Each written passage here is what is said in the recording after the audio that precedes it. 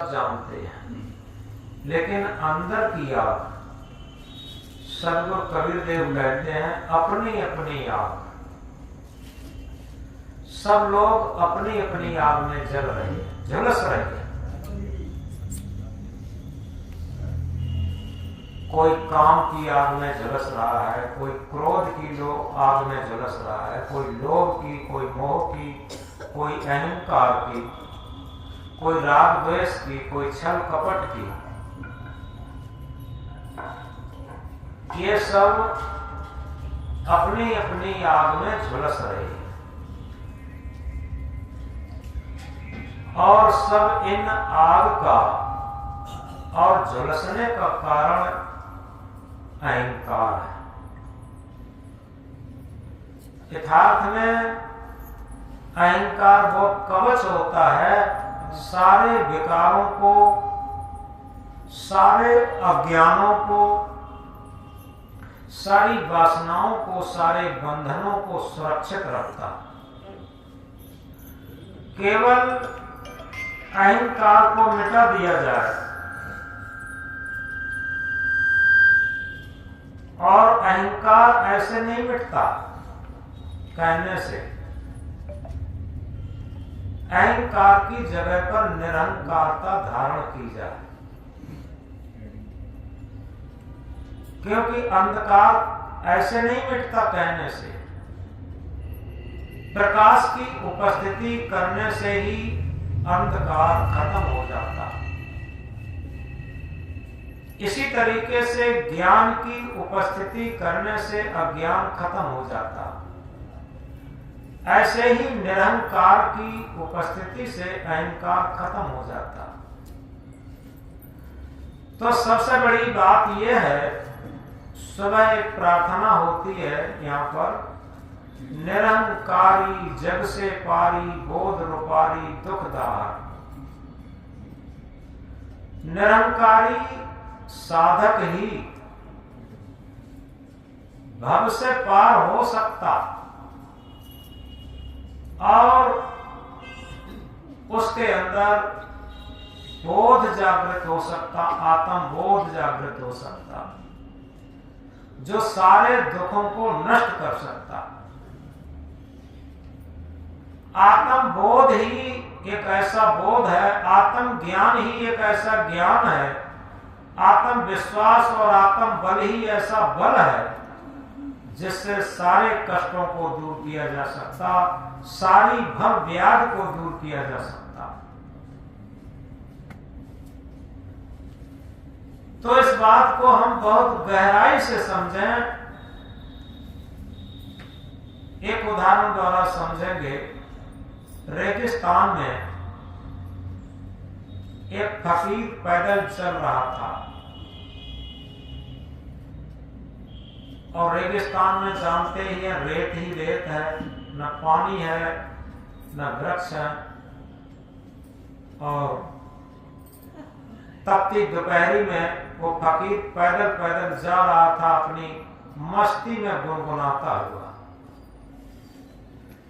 पीछे से एक अमीर गया, एक ऊंट पर बैठकर। वहां कोई ऐसे गाड़ी घोड़ा नहीं है, ऊंट ही एक सवारी है।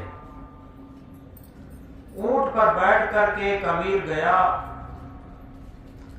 और उसके पीछे एक नौकर बैठा था। वो छतरी लगाए था जिससे अमीर को धूप न लगे, और एक पंखा भी झल रहा था जिससे कि उसे गर्मी न लगे। ऊंट पर बैठ करके जा रहा था बहुत ऊंचाई पर।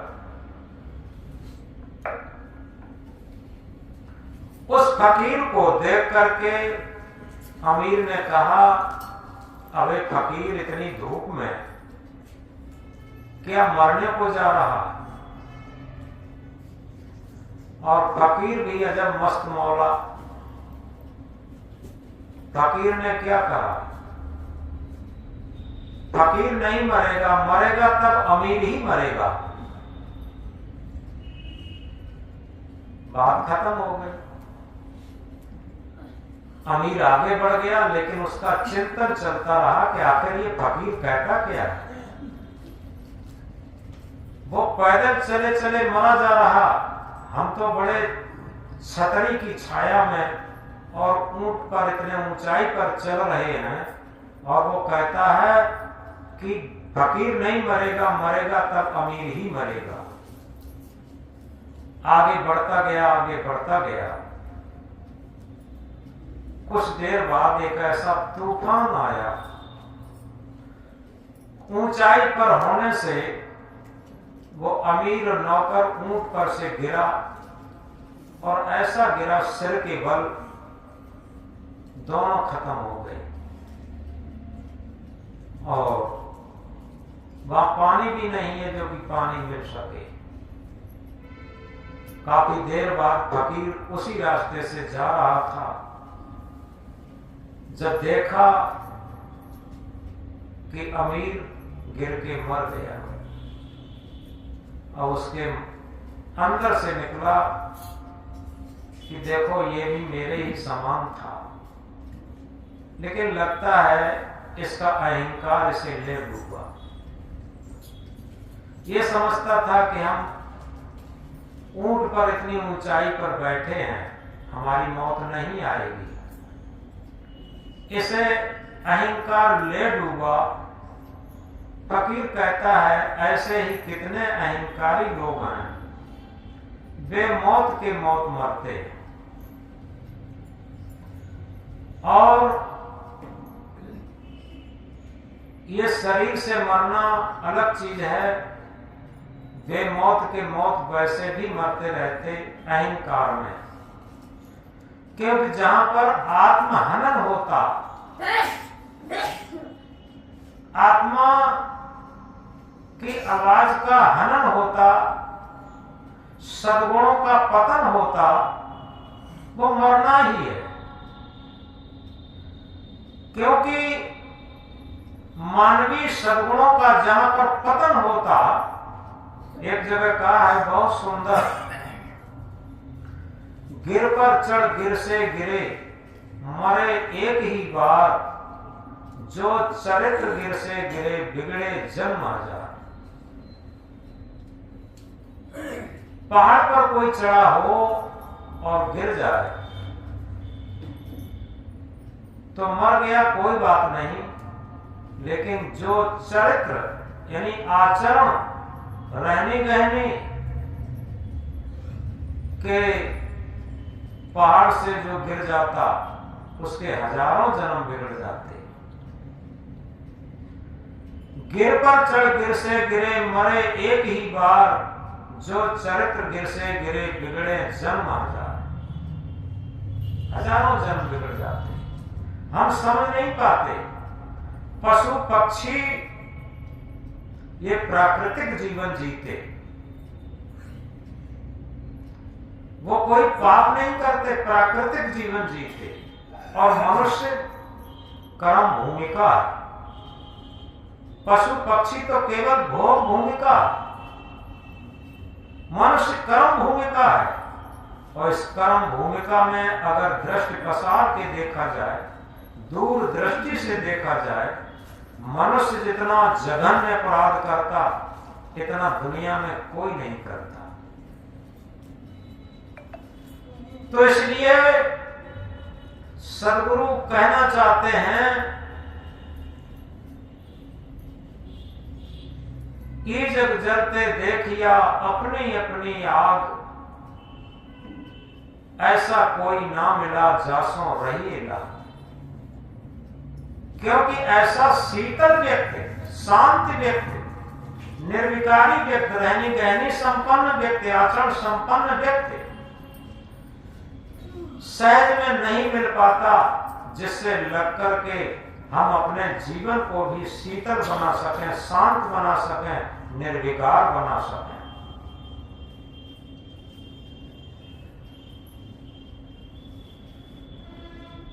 इस प्रकार सद्गुरु अपने जीवन को समझाने के लिए कई उदाहरणों द्वारा और कई साखी शब्दों द्वारा हमें जागृत करते हैं। आगे क्या कहते हैं? अगर हम सही मानव जीवन प्राप्त करने के बाद उसका लक्ष्य प्राप्त करना चाहते हैं, मानवता प्राप्त करना चाहते हैं, धर्म को धारण करना चाहते हैं, तो क्या हो? सबल क्षमी निगर्भ धनी कोमल विद्यावंत, भव में भूषण तीन है औरों सबय अनंत। सबल क्षमी, हर तरीके से, बांव बल हो, धन बल हो, शरीर बल हो, पद बल हो, प्रतिष्ठा बल हो, सारे बल हो, सबल हो, लेकिन क्षमावान हो। कोई सबल है और क्षमावान है, यानी दूसरे की गलतियों को क्षमा कर देने वाला है। सबल क्षमी निगर्भ धनी, और कोई धनी है लेकिन गर्व नहीं।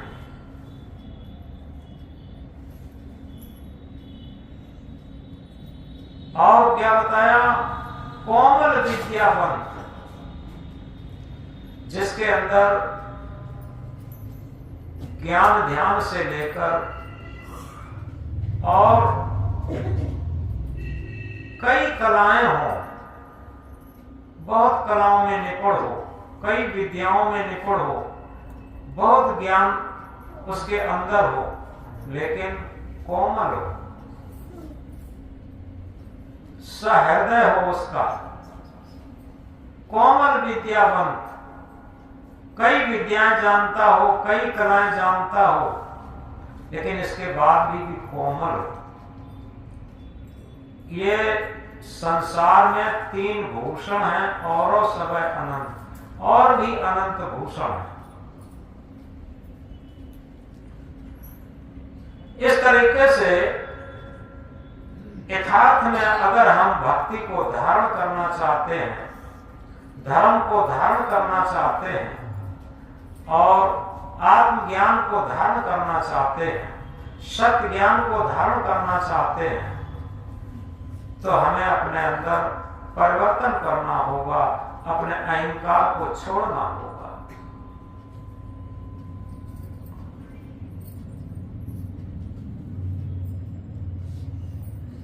हमारे अंदर किस तरीके से विकार ग्रसित रहते हैं, क्योंकि पात्र के अंदर ही ज्ञान भी रह सकता है, कुपात्र के अंदर ज्ञान भी नहीं रह सकता, सद्गुण भी नहीं रह सकते, भक्ति भी नहीं रह सकती, सदाचार भी नहीं रह सकता। जिसके अंदर पात्रता है, जिसके अंदर पात्रता है, उसी के अंदर रह सकता है। समझेंगे एक उदाहरण से। एक संत एक गांव में रोज भिक्षा लेने जाते थे और अपने पेट भर भोजन हो जाता था, तभी लौट आते थे, अपनी कुटिया पर आकर के भोजन कर लेते थे और भजन करते थे। एक दिन क्या होता है, एक मां ने कहा कि संत जी, कल आप कहीं भिक्षा के लिए मत जाना, कल आपके लिए हम भोजन बनाएंगे और भोजन भी बनाएंगे, और कृपा करके आप मुझे आत्मज्ञान भी देना। संत ने कहा ठीक है। संत चले गए। दूसरे दिन उसी माता के दरवाजे पर गए, उन्होंने आवाज लगाई, माता जी भिक्षा दो। तो माता जी ने कहा आइए महाराज, भोजन घर ही में पा लीजिए।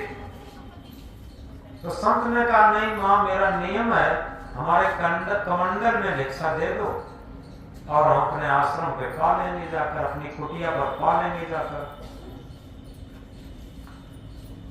तो उस माता ने महात्मा जी का कमंडल लिया और कमंडल का ढक्कन जैसे ही खोला तो देखती क्या है, उसमें काफी गंदगी थी, मिट्टी भी लगी थी, कहीं गोबर भी लगा था।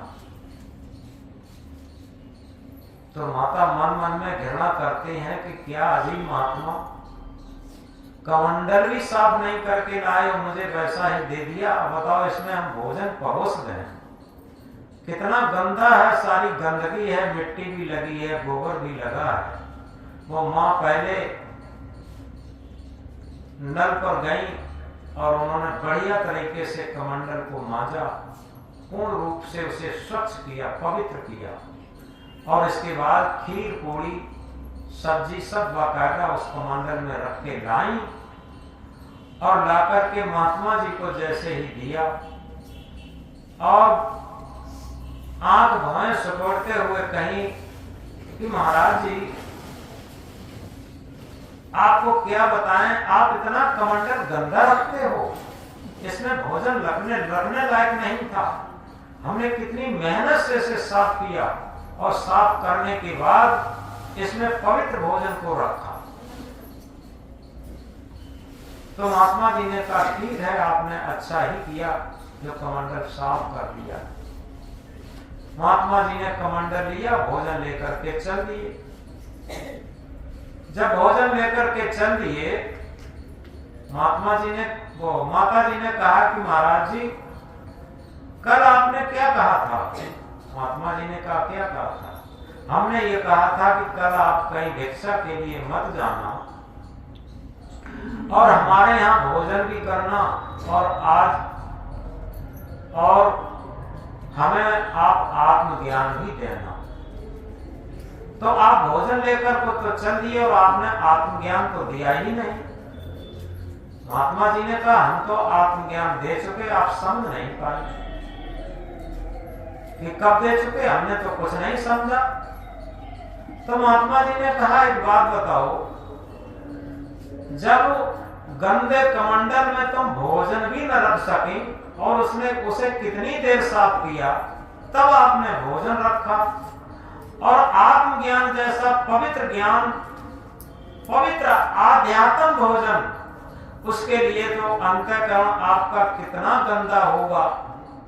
उस गंदे अंतःकरण को आप जब जिस तरीके से कमंडल को साफ कर लिया आपने, ऐसे ही अंतःकरण को जब साफ कर लेंगी, निर्मल कर लेंगी, निरंकारी बना लेंगी, उसी दिन आत्मज्ञान रूपी आपको शुद्ध अमृत भोजन उस अंतःकरण रूपी पात्र में रखा जाएगा। क्योंकि पात्र में ही आत्मज्ञान रूपी भोजन रखा जा सकता। अगर पात्र गंदा है तो उसमें कैसे रखा जा सकता? माता जी शर्मा गई और समझ भी गई कि यथार्थ में आत्मज्ञान कोई ऐसी चीज नहीं है कि एकदम परोस दिया जाए, एकदम दे दिया जाए, एकदम ले लिया जाए, ऐसा कुछ नहीं है। उसके लिए पहले से तैयारी करना पड़ता है। जैसे खेत में अचानक बीज को भी नहीं बोया जाता, उसके लिए पहले से जुताई की जाती है, पानी दिया जाता है, नमी बनाई जाती है, घास में निकाली जाती है, और जब खेत सही नमी और सही जुताई गुड़ाई हो जाती है तभी उसमें बीज डाल पाते हैं। ऐसे ही यह न समझें कि हम पोथियों का ज्ञान रट करके ज्ञानी हो सकते। सदगुरु क्या कहते हैं? उस पोथी के ज्ञान के लिए ज्ञानी ध्यानी संयमी दाता सूर अनेक, जपिया तपिया बहुत है, शीलवंत कोई एक। पोथी पढ़ पढ़ जन्म हुआ, पंडित भया न कोई, ढाई आकर प्रेम का पढ़े सो पंडित हो। गहराई से समझे। ज्ञानी ध्यानी संयमी दाता सूर अनेक, ये तमाम बहुत हो सकते। बड़े बड़े लक्ष्यदार भाषण करने वाले, कथावाचक ज्ञानी, सारे शास्त्रों का ज्ञान जानने वाले और रात दिन ज्ञान की चर्चा करने वाले, ये बहुत मिल जाते। जपिया तपिया जप और तप करने वाले मिल जाते, तीर्थ और व्रत करने वाले मिल जाते, पूजा और पाठ करने वाले मिल जाते। लेकिन सदगुरु क्या कहते हैं? शीलवंत कोई एक। शीलवंत कोई बिरला होता है। शीलवंत का आशय है केवल और केवल आत्मा के तल पर, अपनी अंतरात्मा के तल पर जीवन बिताने वाला ही शीलवंत होता। शीलवंत सबसे बड़ा सब रत्नों की खान, तीन लोक की संपदा रही शील में आन। तीन लोक की संपदा वो शील ऐसा गुण है जिसमें विराजमान हो जाएगी, और उससे बड़ी दुनिया में कोई संपदा हो ही नहीं सकती अगर अपने जीवन में हम शील को धारण कर लें। तो इस तरीके से इस बात को हम बहुत गहराई से समझें कि हमें लगता है कि शीलवंत होना बहुत कठिन है। बहुत कठिन नहीं, बहुत सरल है। बहुत कठिन तब रहता है जब हमारे मन में ये रहता है कोई हमें ज्ञानी माने, कोई हमें संत माने, कोई हमें भक्त माने, कोई हमारी तारीफ कर दें। ये नकलीपन, ये बनावट मिलावट और दिखावट, ये सब कठिनता है। जिसके जीवन में सहजता है, बनावट मिलावट दिखावट नहीं है, कोई न कहे कि ये संत हैं, ज्ञानी हैं, गुरु हैं, महंत हैं, आचार्य हैं, कुछ नहीं। क्या हम अपने आत्मा के तल पर जीवन जीते हैं? बस एक ही बात है शीलवंत होने की। हमारे अवगुण आप न जानते हो, आपके अवगुण हम न जानते हो, लेकिन ऐसा यहाँ पर जितने लोग बैठे हैं ऐसे कोई नहीं है जो अपनी गलतियों को, अपने अवगुणों को न जानते हो। अपने अवगुणों को सब जानते हैं, और अपने अवगुणों को अगर हृदय के तराजू पर तौलेंगे तो हमें पता चल जाएगा कि हम कितने बड़े ज्ञानी हैं, कितने बड़े ध्यानी हैं, कितने बड़े तपस्वी हैं, कितने बड़े भक्त हैं, कितने बड़े धार्मिक हैं। ये सब पता चल जाएगा। जब तक हृदय के, अपने ही हृदय के धर्म कांटे पर नहीं तौलते हैं अपने जीवन को, तब तक हमें अहंकार रहता। तो यथार्थ में सत्संग हमारे अहंकार को गलाता। सदगुरु क्या कहते? तन राता मन जात है, मन राता तन जाए, तन मन एक हो रहा हंस कबीर का। जहां हमारा तन आसक्त है वहां मन अपने आप दौड़ के जाता, और जहां मन आसक्त है वहां तन अपने आप भाग के जाता। लेकिन एक बात समझ में गहराई से, तन मन एक हो रहा हंस कबीर कहा है। हमारा तन और मन, यानी ये इंद्रियां और मन दोनों पवित्र और निर्मल होकर के आत्मा के तल पर एक हो जाए। दुनिया में एक ही सूत्र है, आत्मा की आवाज पर एक हो सकते, और कोई दुनिया में ताकत नहीं है कि तन और मन को एक कर ले।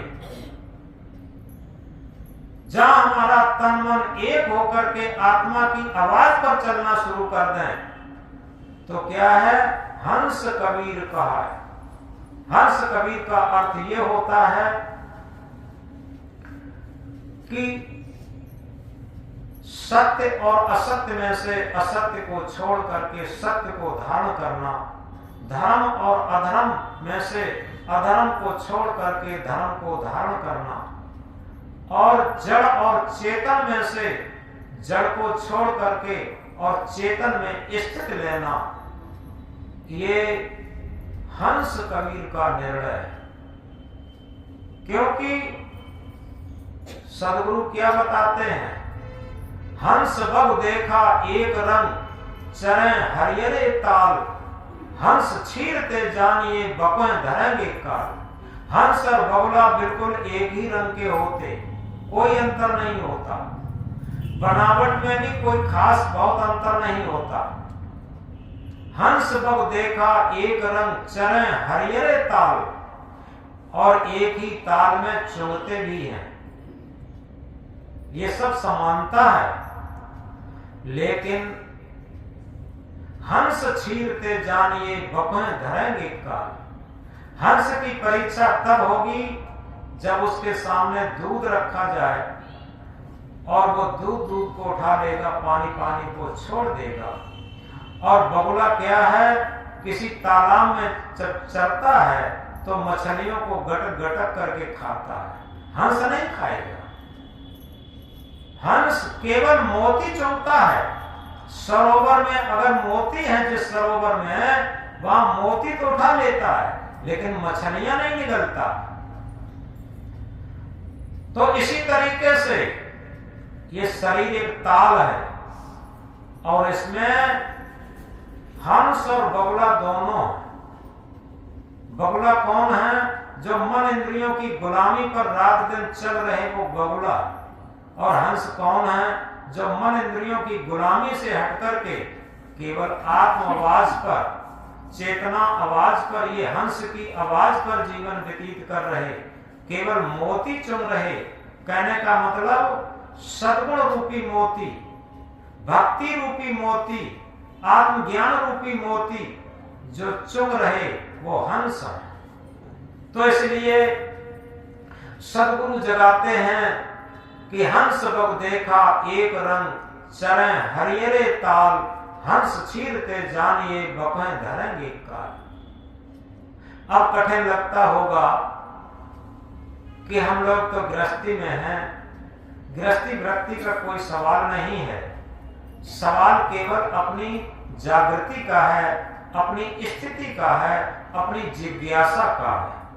हमारे अंदर जिज्ञासा कहां पर है? यदि कोई व्यक्ति की ड्रेस पहने है और उसकी ललक गृहस्थी के जीवन की तरफ है तो निश्चित है उसे व्रत नहीं कहा जाएगा। और कोई आदमी गृहस्थी की ड्रेस पहने है और उसकी ललक वृत्ति की तरफ है तो वो गृहस्थी नहीं कहा जाएगा। गृहस्थी और वृत्ति ड्रेस से नहीं होती, गृहस्थी और वृत्ति मन से होती है। मन कहाँ ग्रसा है, इस बात को समझना चाहिए। उसका मन कहां पर लगा है, इस स्थिति पर निर्भर करता। तो इसमें आप परीक्षा करेंगे, आप धैर्य धारण करके एक सूत्र को समझेंगे। इस सूत्र से यह न समझें कि हम बहुत गृहस्थी जाल में अटके हैं, बहुत खटपट में अटके हैं। कबीर साहब क्या कहते हैं?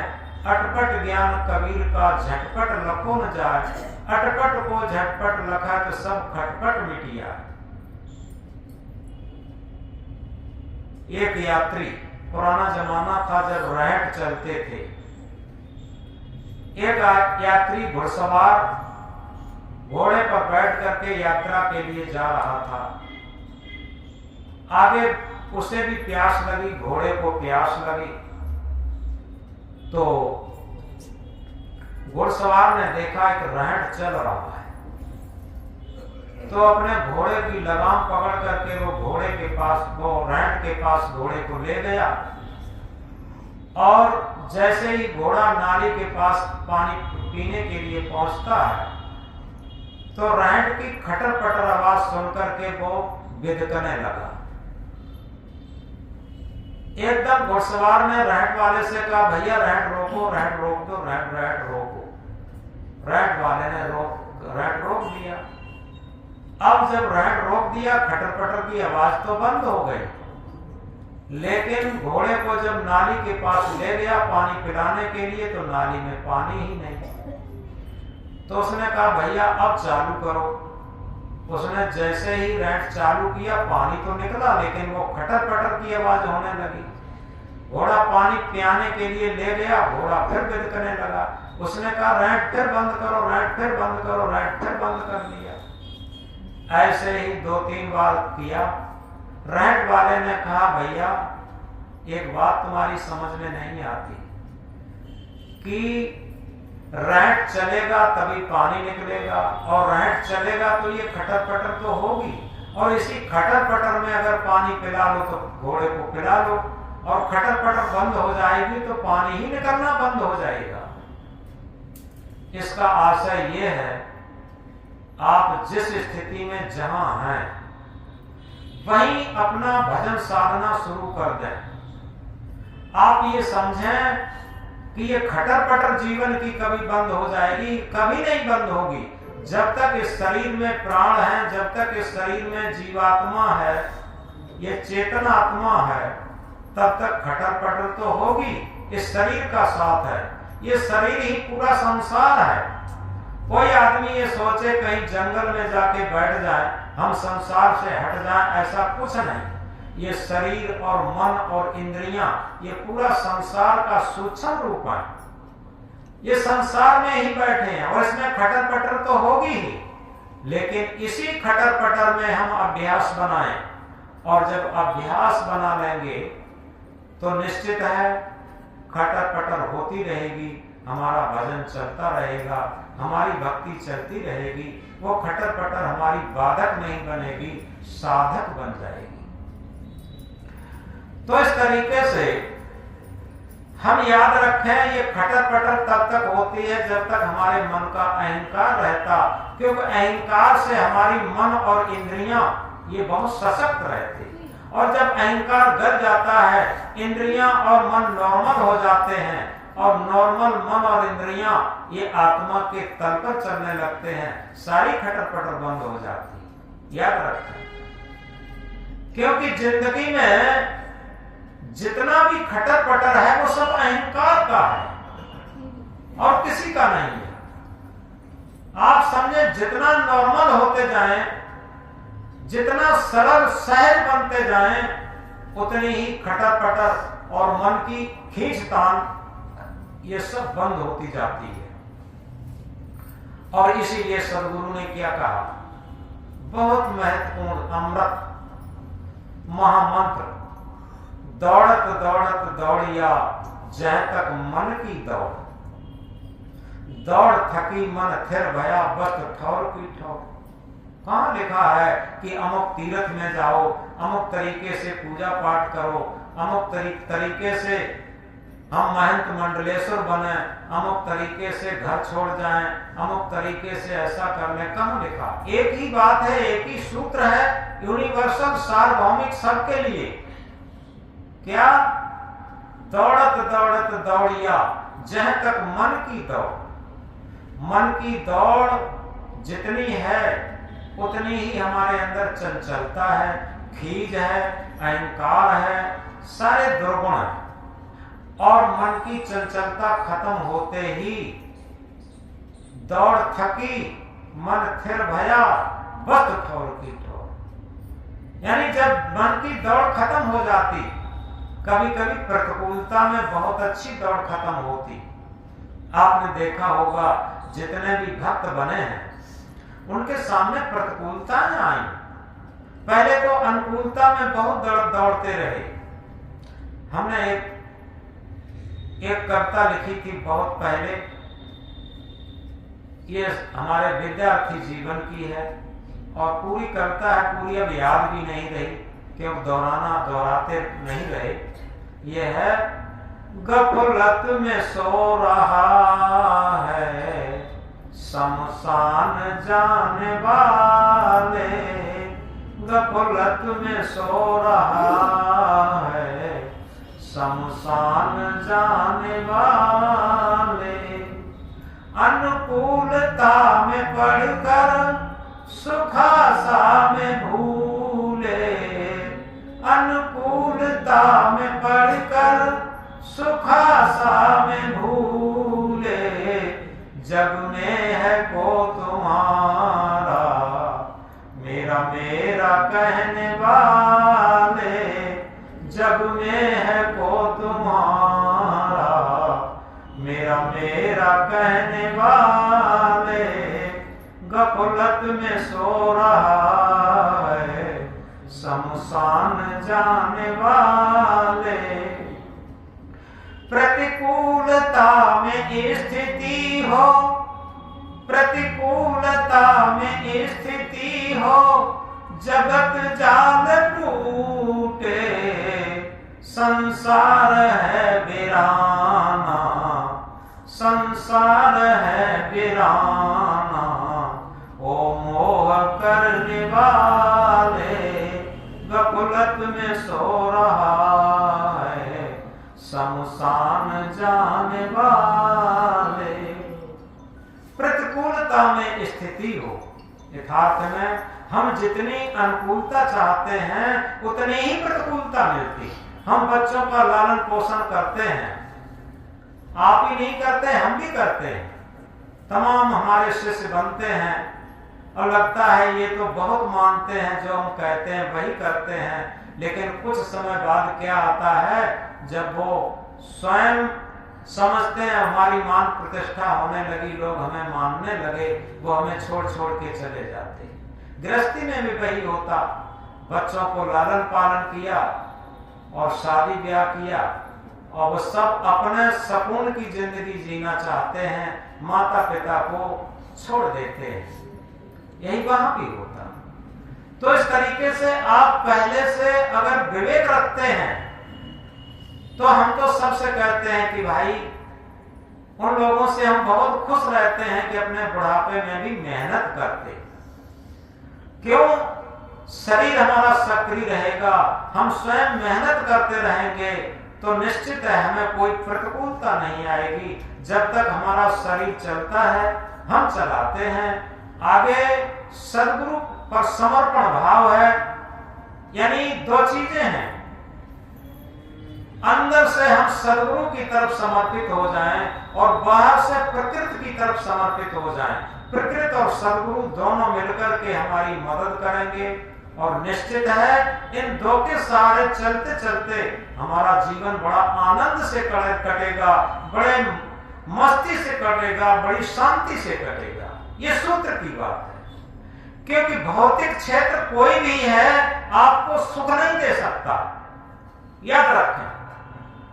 अगर सुख देता तो बहुत लोग हुए ऐसे जिनके, अगर सही तरीके से हम एक बात सुना है,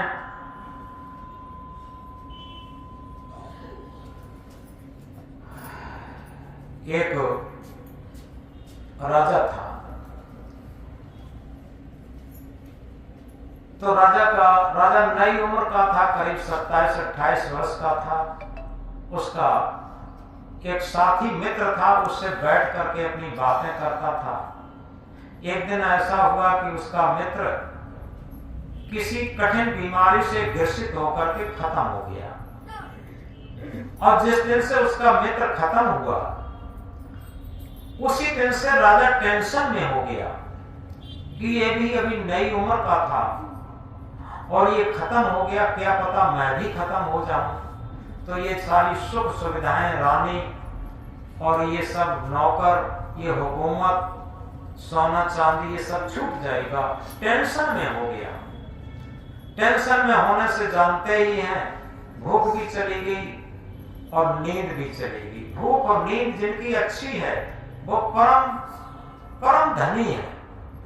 जिन्हें बिस्तर पर जाते ही नींद आ जाती है और भूख इनकी बहुत अच्छी है। तो इस तरीके से जिनकी भूख अच्छी है, नींद अच्छी है, समझो उनकी मन की स्थिति सही है, याद रखें। तो इस तरीके से वो राजा की नींद भी चली गई और भूख भी चली गई। अब लोगों ने डॉक्टर बुलाए गए, डॉक्टर दवा दें तब भी ठीक न हो, नौताई बैगाई हुई तब भी ठीक न हुआ। एक दिन एक संत निकल रहे थे, तो संत निकल रहे थे,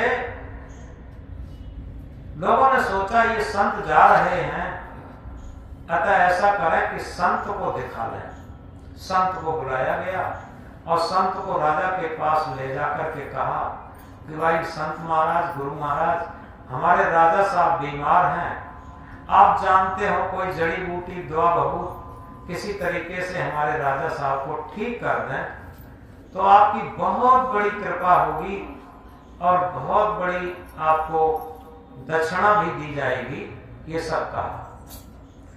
तो संत थे, उन्होंने कहा देखो दक्षिणा की तो कोई बात नहीं, लेकिन अगर हम इनके सही तरीका से समझ लेंगे तो हम इन्हें ठीक भी कर देंगे। राजा के पास ले जाया गया। राजा के पास ले जाया गया। उन्होंने पूछा ये कब से बीमार है? तो बताया कि इनका एक मित्र था, वो खत्म हो गया और तभी से ये टेंशन में चले गए। तभी से न भूख लगती है और न नींद आती है। उन संत ने कहा देखो ये राजा ठीक तो हो सकते हैं, लेकिन किसी सुखी व्यक्ति का अगर कुर्ता मिल जाए तो ये ठीक हो जाएंगे। तो लोगों ने सोचा इसमें कौन बड़ी बात है, सुखी व्यक्ति का कुर्ता मिल जाएगा महाराज। तो उन्होंने ठीक है आप सुखी व्यक्ति का कुर्ता ले आइए, ठीक हम कर देंगे। क्या हुआ, सिपाही लोग गए, ऐसे बड़े मैनपुरी जैसे शहर में पहुंचे, जो सबसे रईस लाला थे उनके पास पहुंचे और देखा इनकी नौकर हुकूमत, फैक्ट्री, कल कारखाना, दुकान मकान सब बढ़िया है, धनी है। इन्होंने सोचा इनसे बड़ा सुखी कौन होगा। तो सिपाही लोगों ने लाला से नमस्कार करके बैठ गए। लाला ने पूछा कहिए भाई आप लोग कैसे आना हुआ? तो उन्होंने कहा महाराज हमें लगता है नगर में सबसे ज्यादा सुखी आप हैं, हमारे राजा साहब बीमार हैं और एक संत ने बताया है कि सुखी व्यक्ति का कुर्ता चाहिए, राजा ठीक हो जाएंगे। तो हमें आप अपना एक कुर्ता दे दीजिए, क्योंकि आपसे ज्यादा सुखी हमें कौन मिलेगा। इतनी बात सुनकर के राजा ने क्या कहा? राजा ने कहा कि नाना भैया ये बात मत कहो। राजा के आंसू छलक आए, राजा के आंसू छलक आए और ये कहा ये तो बात बिल्कुल मत कहो, हम समझते हैं हमसे ज्यादा दुखी कौन होगा, क्योंकि हमारे कोई पुत्र ही नहीं है, संपत्ति का उत्तराधिकारी ही नहीं है। हम तो रात दिन इसी टेंशन में रहते हैं, आखिर इतना सारी माया इकट्ठी की है हमने, कोई कमी नहीं है धन दौलत की, लक्ष्मी तो दासी है, लेकिन जब कोई पुत्र नहीं है, कोई संतान नहीं है, तो आखिर हम जैसा दुखी कौन होगा। सिपाही लोग उसके दुख को देख करके वहां से चल दिए। दूसरा सेठ था, उसके पास पहुंचे। जब उसके पास पहुंचे, उसे भी देखा, उसके पुत्र भी है, बहुएं भी हैं। तो उसके पास जब पहुंचे तो नमस्कार करके बैठ गए, अपनी बात बताई और ये कहा कि आप जैसे, आपसे ज्यादा हमें सुखी कौन मिलेगा, हमें आप अपना कुर्ता दे दीजिए, हमारे राजा साहब का इलाज होना है। तो उसने कहा कि नाना भैया हम कतई सुखी नहीं है, और सच बात यह है हम इतना दुखी हैं, इतना दुखी हैं, न तो एक भी लड़का हमारी बात मानता, ना एक भी बहू बात मानती, और हमें तो ऐसे समझते हैं नौकर को भी सम्मान मिल जाता। सारा ये सब कारोबार हमने बनाया, कितने हमने नंबर 2 के काम किए, तब यहाँ तक आ पाए, इतने बड़े सेठ बन पाए, और आज हमारी बुढ़ापे की अवस्था में ये न लड़के हमारी बात पूछते हैं, न बहुएं पूछती हैं, और बहुत दुत्कारते और हैं। और इस उम्र पे बताओ हम कहाँ चले जाएं, कहाँ मरे जा करके। हमें लगता है हमसे तो ज्यादा सब सुखी है दुनिया में। सिपाही लोग वहां से भी चल दिए। अब तीसरे जगह पहुंचे, वहां भी पुत्र थे, बहुएं थी, नाती नता थे, सब कुछ थे, और रईस सेठ था। वहां वैसे ही नमस्कार करके सिपाही लोग बैठ गए और कहा कि महाराज आपके पुत्र भी आज्ञानुवर्ती हैं, बहुएं भी आज्ञानुवर्ती हैं, हमें लगता है नगर के सबसे ज्यादा सुखी व्यक्ति आप ही हैं, आप कृपा करके हमें अपना कुर्ता दे दीजिए, हमारे राजा साहब का इलाज होना है। सेठ रोने लगा और कहा कि ना ना भैया ये बात मत कहो, हालांकि आप ये बात ठीक कहते हो कि हमारे लड़के भी हमारी सब बात मानते हैं, बहुएं भी हमारी सब बात मानते हैं, नौकर भी हुकूमत मानते हैं, और लक्ष्मी भी हमारी दासी, इस बात की कोई कमी नहीं है, लेकिन हमारा शरीर इतना रोगिल हो गया है डॉक्टर साहब ने ये कहा है कि तुम चना की रोटी और चना का साग खाओ, इसके अलावा कुछ नहीं खा सकते। और इसके अलावा साइकिल पर चलो, पैदल चलो, कार पर भी नहीं चल सकते, एसी मकान में नहीं रह सकते, एसी गाड़ी पर नहीं चल सकते। अब बताओ काहे का सुख? हम तो सोचते हैं हमसे ज्यादा पल्लेदार सुख होगा, सुखी होगा, क्योंकि दिन रात मेहनत करके चैन की नींद लेता होगा, जो मन आता होगा वही खाता होगा। अब बताओ हमारे लिए क्या सुख है? हम तो महादुखी हैं। अब बेचारे सिपाही लोग लौट गए। राजा ने पूछा क्या कोई सुखी व्यक्ति नहीं मिला जिसका कुर्ता मिल सकता? तो उन लोगों ने कहा कि हाँ, कोई भी सुखी व्यक्ति नहीं मिल पाया। तब एक बूढ़ा मंत्री था, उसे बुलाया गया। मंत्री से कहा, मंत्री तुम जाओ, तुमसे उम्मीद है तुम सुखी व्यक्ति की तलाश करके उसका कुर्ता ला सकते। तो वो योग्य बूढ़ा मंत्री जाता है। वो बस्ती में नहीं गया, वो एकांत जंगल की तरफ, शमशान की तरफ गया। तो जंगल में एक जगह एक फक्कड़ व्यक्ति बैठा था, मस्त अपने भजन ध्यान में लीन। वो मंत्री वहां पहुंचे, उन्होंने थोड़ी आहट की, उन्होंने आंखें खोली, वो जाकर के प्रणाम किए और कहा, महाराज हमें आपके मुखमंडल से लगता है कि आप बहुत सुखी व्यक्ति हैं। तो उन्होंने कहा, उस व्यक्ति ने कहा कि हाँ, यथार्थ में हमें कोई दुख है ही नहीं, और दुख इसलिए नहीं है क्योंकि मेरी कोई चाह नहीं। थोड़ा गहराई से समझ। सदगुरु कबीर साहब ने कहा, चाह गई चिंता मिटी मनुआ बेपरवाह, जिनको कछु न चाहिए सोई सहन पत सा। जो पूर्ण निष्काम है, जिन्हें कुछ नहीं चाहिए, वो पूर्ण सुखी है, पूर्ण संतुष्ट है। तो उस व्यक्ति ने कहा कि मैं पूर्ण सुखी हूं क्योंकि मुझे कुछ नहीं चाहिए, और पूर्ण संतुष्ट हूं, मुझे कुछ नहीं चाहिए, मैं पूर्ण सुखी हूं। तो मंत्री ने निवेदन किया कि महाराज, हाथ जोड़ करके निवेदन किया, महाराज कृपा करके आप अपना कुर्ता दे दीजिए, क्योंकि हमारे राजा साहब का इलाज होना है। एक संत ने बताया किसी सुखी व्यक्ति का कुर्ता लाइए, आपके राजा ठीक हो सकते हैं, तो आप कृपा करके अपना कुर्ता दे दीजिए। वो व्यक्ति ठट्ठा मार के हंसा और ये कहा कि मेरे पास कुर्ता तो है ही नहीं। अब जिसके पास कुर्ता भी न हो और पूर्ण सुखी व्यक्ति हो, मंत्री वहां से चला आता। क्या करें? जब कुर्ता मिले तब सुखी व्यक्ति नहीं मिला, और सुखी व्यक्ति मिला तब कुर्ता नहीं मिला।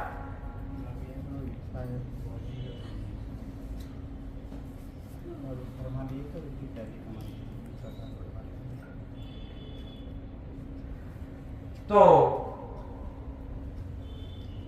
मंत्री जी वहां से लौट आए और राजा उत्सुकता वक्त, राजा ने समझ लिया कि मंत्री गए हैं, कि कुर्ता जरूर लेकर के आएंगे सुखी व्यक्ति का। राजा उत्सुकता वक्त जो बीमार थे उठ करके बैठ गए, और बैठ गए और उत्सुकता से कहा, मंत्री जी लाइए, वो कहां कुर्ता है? तो मंत्री ने कहा, ऐसा है, पूर्ण सुखी व्यक्ति तो मिला, लेकिन उसके पास कुर्ता तो था ही नहीं। राजा का दिमाग घूम गया। उसने कहा, अभी सिपाही लोग जाते रहे बड़े बड़े पूंजीपतियों के पास, तो किसी के बेटा बहू में बात नहीं मानते, वो महादुखी है। किसी के पुत्र नहीं है, महादुखी है। किसी को इतना रोग से लथपथ है कि वो महादुखी है।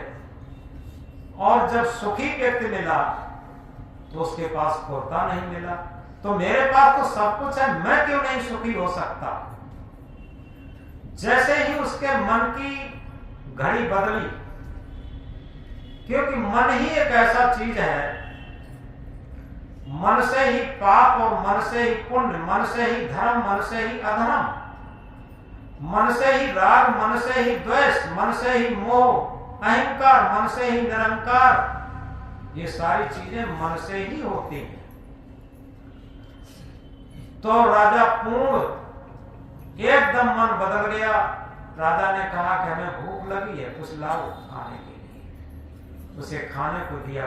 धीरे धीरे राजा बिल्कुल ठीक हो गया, स्वस्थ हो गया।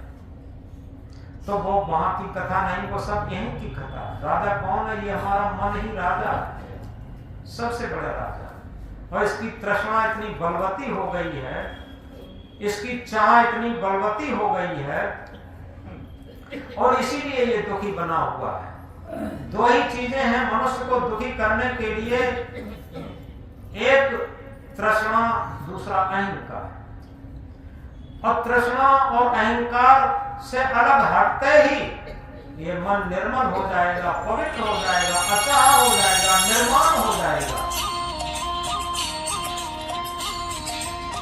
तो इस तरीके से सदगुरु कबीर साहब क्या कहते हैं? दौड़त दौड़त दौड़िया जहां तक मन की दौड़, दौड़ थकी मन थिर भया वस्त्र ठौर की ठौर। जिस सुख को, जिस शांति को, जिस मोक्ष को, जिस मुक्ति को, जिस कल्याण को, जिस आत्म को, जिस परमात्मा को हम बाहर खोज रहे थे, दौड़ रहे थे, वो हमारे अंदर ही सब विराजमान है। केवल बाहर की दौड़ खत्म होनी है। दौड़ खत्म हुई और वस्त्र ठौर की ठौर। और दौड़ कब तक है? जब तक अहंकार है, चाहनाएं हैं। चाह गई चिंता मिटी मनुआ बेपरवाह, जिनको कछु न चाहिए सोई सहन कत सा। यथार्थ में वही सम्राटों के सम्राट है। तो इस तरीके से आज हमने एक महामंत्र पर निवेदन किया। ई जग जरते देखिया अपनी अपनी आग, ऐसा कोई ना मिला जासों रहिएगा। यथार्थ में ये सारा संसार अपनी अपनी आग में जल रहा है, और हम ये सारी, आज किसी के पास रोटी कपड़ा मकान का दुख नहीं है।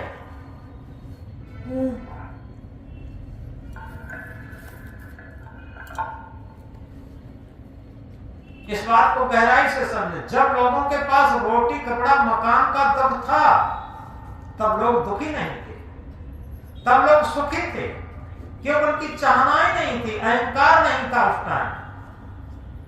आप लोग देखें, यहां बड़े बुजुर्ग भी बैठे हैं।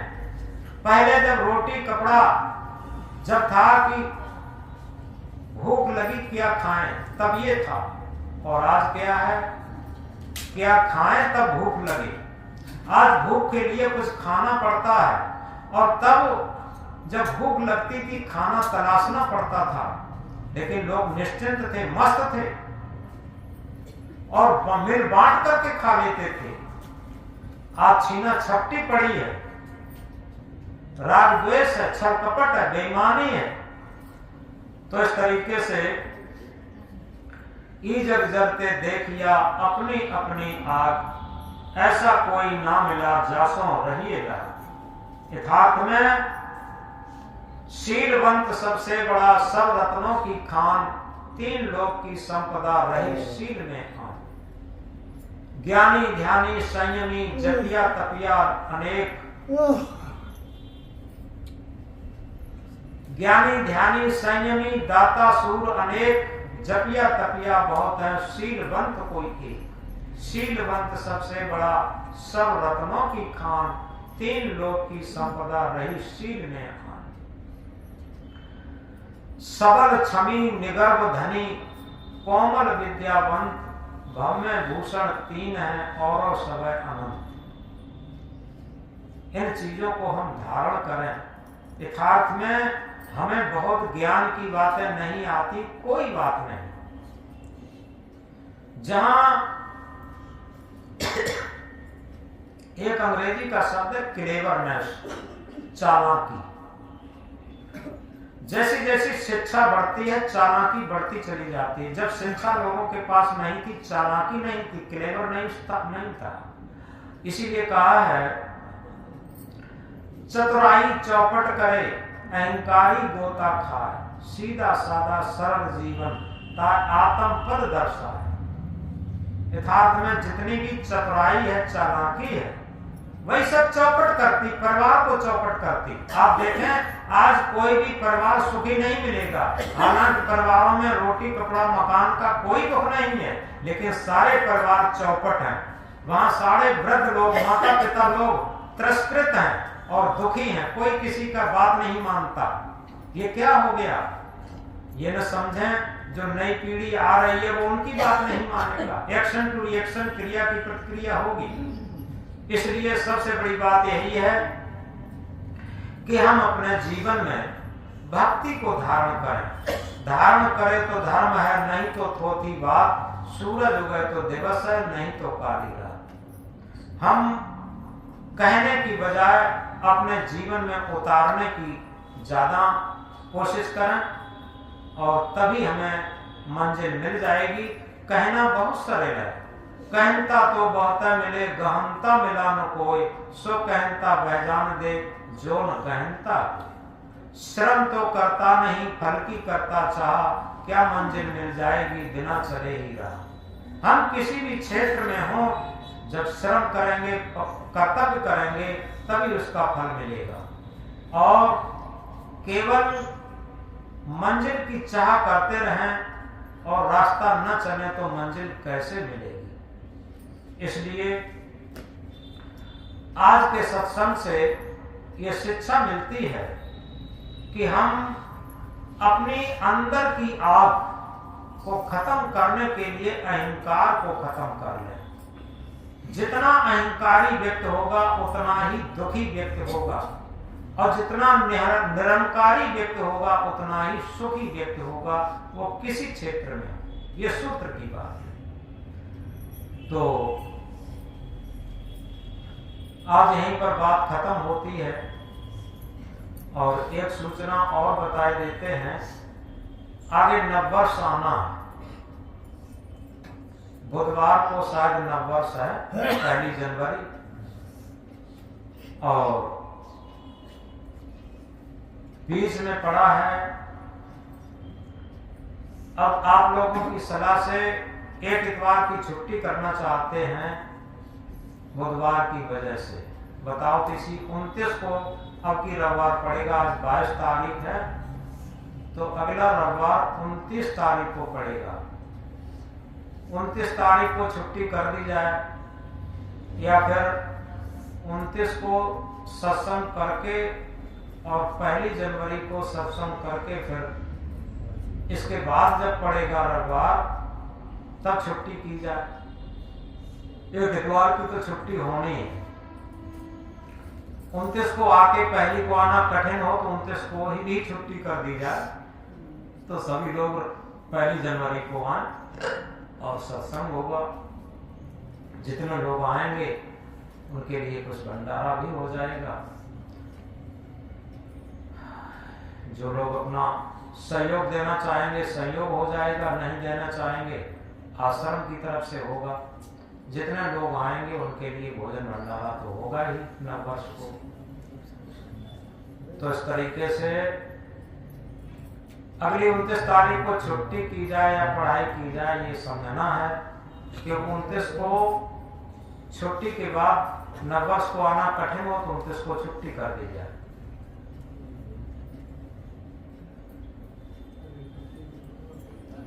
बताओ सभी लोग। हाँ हाँ,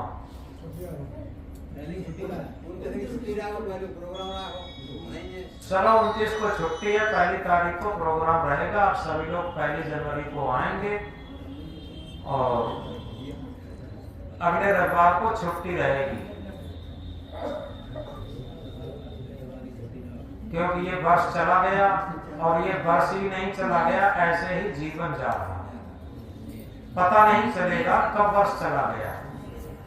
24 शुरू होते तो पता लगा, लेकिन 24 खत्म होते पता नहीं लगा। और ऐसे ही जीवन भी खत्म हो जाता, पता नहीं लगता। बाद में सुनते हैं अमुक भक्त अमुक व्यक्ति खत्म हो गया। तो अगले रविवार को छुट्टी रहेगी, सभी लोग 1 जनवरी को आए, जो लोग नहीं आए हैं उन्हें भी बता देना। बोलो सदगुरुदेव की जय।